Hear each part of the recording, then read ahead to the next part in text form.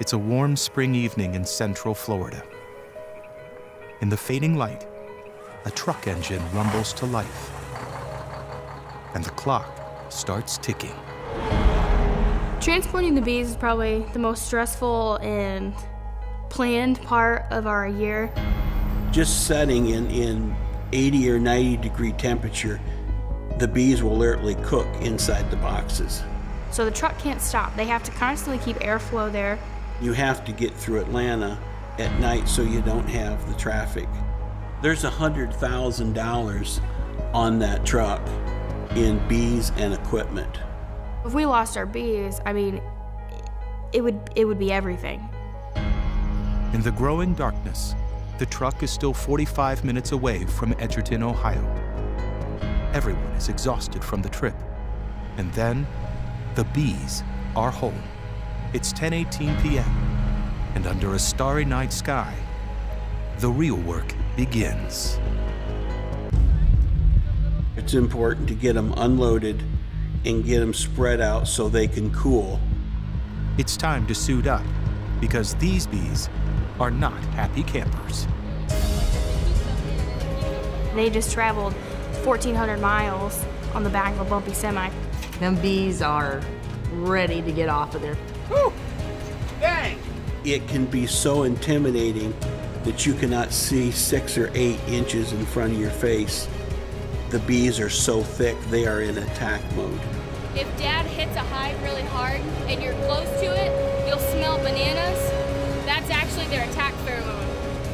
And then immediately we start spreading them out a little bit so they can calm down.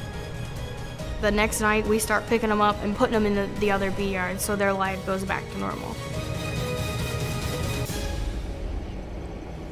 In rural Williams County, normal means hard work and the chance to be your own boss, to succeed or fail on your own merits, even when you're just a kid. I always thought that being a beekeeper would be super cool. I thought, oh my, that's another fad we're gonna go through. I kept bugging them about it. She don't like taking no as an answer. This is what I want to do, it's my money, you can't tell me I can't do it. If somebody tells her she can't do it, she's a lot like me. She will go out of her way to make it happen. So at age 14, using money she saved from working, Bethany became a beekeeper. The first year she had 8 hives, and they were very good. They did phenomenal. I got over a whole barrel of honey, which is huge. A barrel is about 55 gallons of honey, and there's 12 pounds per gallon. So it equates to like 700 760 pounds per barrel. It was like, wow. So we thought, this is great.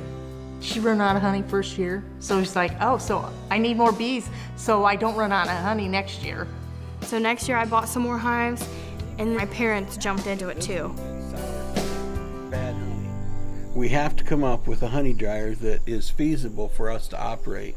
And I think something like that box will be better than... No, I told you, them boxes, that's good for just at home here.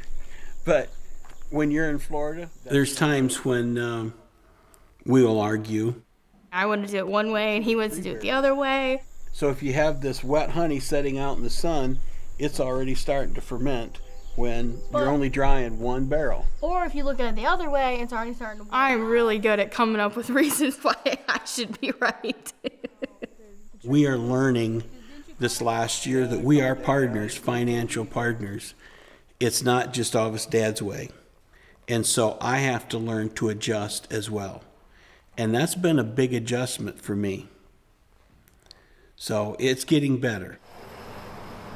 Sometimes a heated discussion is best remedied with a little solitude and fresh air, like a drive in the country. We spend a lot of our time on the road.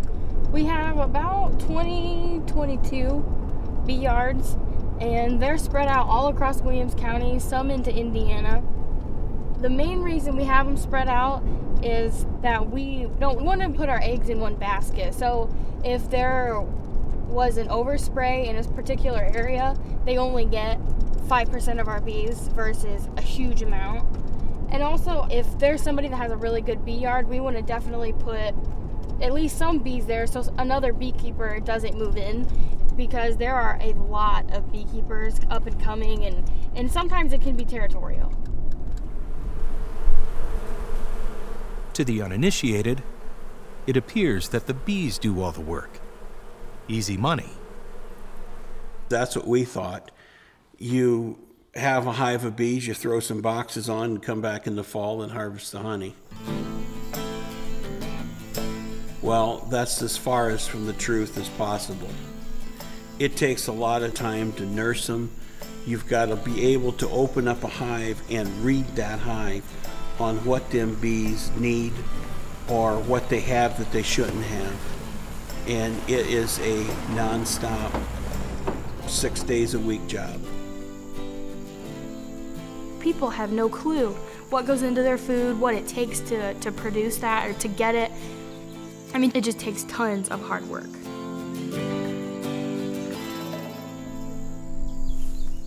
Today we're here at our nuke yard. We're going to be transferring nukes, or small hives, into bigger hives because they've outgrown that small box and they can be put into a bigger one so that they can start growing and producing honey. Smoke calms them down, and what actually it really does is they believe that there is a fire, and it's a natural instinct to go into the hive and get as much food as possible, so they'll gorge themselves. And after you've ate a big meal, you're not very motivated to move around, so they sort of stay out of our way. Here is a really nice frame. Those cap cells are brood, and by brood I mean baby bees. They only live for a month, month and a half, so they constantly have to be hatching out new bees. I'm gonna put the last few frames in so that they have room to grow, and then hopefully they'll fill it with honey for us. The Carlsons take their bees to Florida to pollinate the watermelon crop. They receive a fee for that service. But perhaps more importantly, the bees don't have to cope with the difficult Ohio winters because the bees are having enough problems. Like the time the mites came. I was literally in tears. We pulled into a bee yard and that we was flipping hives. They was dead. I mean, it just like crushes you because you work so hard to keep them alive. You're counting up all the dead hives and the money, the $20,000 or so dollars. It was just, it was a point where I was ready to quit. And when you're not succeeding to your fullest potential, tensions are high. Sometimes you just gotta let it go, and it's hard to let go, to know that you've been whipped. But I refused to give up, so we kept going. Kim wasn't the only one who refused to quit. It's super, super hard, but you have to have that determination to be an entrepreneur. Bethany is a communicator. She loves advocating for bees and sharing her knowledge. And sometimes that means taking her show on the road.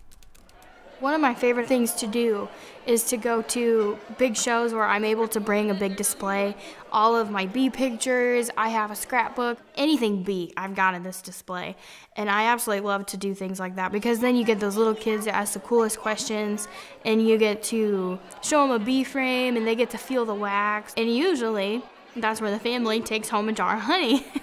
Not that I try to do it that way, but it's just cool that that's the end of it. They got to learn everything that went into their food. How can they help the bee population? And that's one of my favorite things because I love talking to people. I love all of that. What is success?